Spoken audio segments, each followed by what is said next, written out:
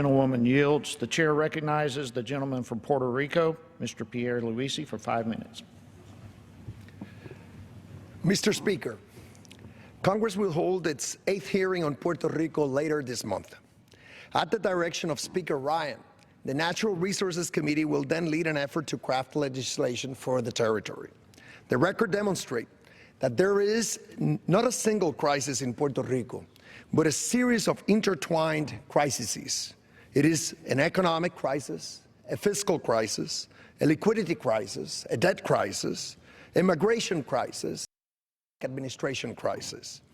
If you visualize Puerto Rico as a tree, and each crisis as a withering branch, the root of the tree is Puerto Rico's unequal and undignified political status.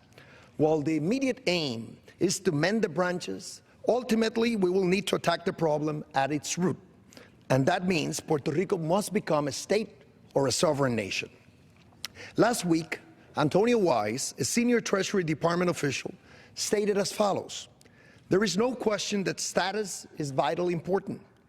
Why are we proposing that restructuring authorities and the earned income tax credit and fair Medicaid treatment be provided to Puerto Rico?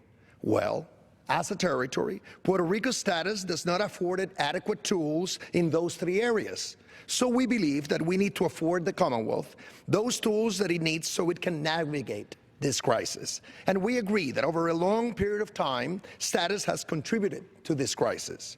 Since the problem in Puerto Rico has multiple dimensions, the legislative solution should as well. First, the bill must empower Puerto Rico to restructure a meaningful portion of its debt. The bill could provide a period in which consensual negotiations between bond issuers and their creditors, mediated by neutral experts, can take place. If those negotiations do not bear fruit, the Puerto Rico government should be empowered to authorize its instrumentalities to adjust their debts under Chapter 9 of the Federal Bankruptcy Code, a right that every state has and that Puerto Rico used to have. Puerto Rico's congressionally approved constitution provides that bonds issued or guaranteed by the central government receive priority payment. What binds us together as Americans, and Puerto Ricans are proud American citizens, is our commitment to the rule of law. While I do not believe that Congress should override Puerto Rico's constitution, I do expect all creditor classes, including GO bondholders, to make concessions for the public good that will ultimately benefit all stakeholders.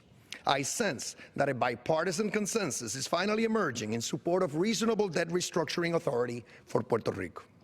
Second, the bill should address the outrageous disparities that Puerto Rico faces under key federal programs, a main driver of our deficits and debt.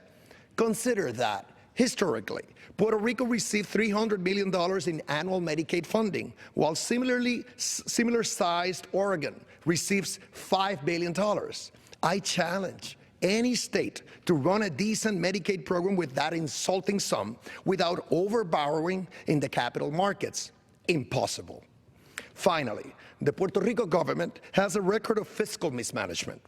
This is a painful fact, but a fact nonetheless. We must face up to it, resolve to do better, and welcome some temporary assistance. I would support the creation of an independent board to approve Puerto Rico's government's financial plan and annual budgets and to help ensure they are adhered to. But past is not always prologue. There is no reason why future Puerto Rico leaders cannot embrace fiscal discipline as distinct from austerity and rapidly put the oversight board out of business.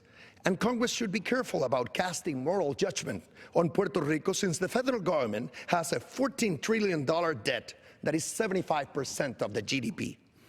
We in Puerto Rico are responsible for our actions, but Congress is responsible for its actions and inaction as well. A balanced board will obtain buy-in from government, business, and labor leaders in Puerto Rico and can serve as a bridge to a brighter future. However, a punitive board that disrespects my constituents and tramples on the principle of states' rights will transform me from an ally to an adversary very quickly. I yield back. The gentleman.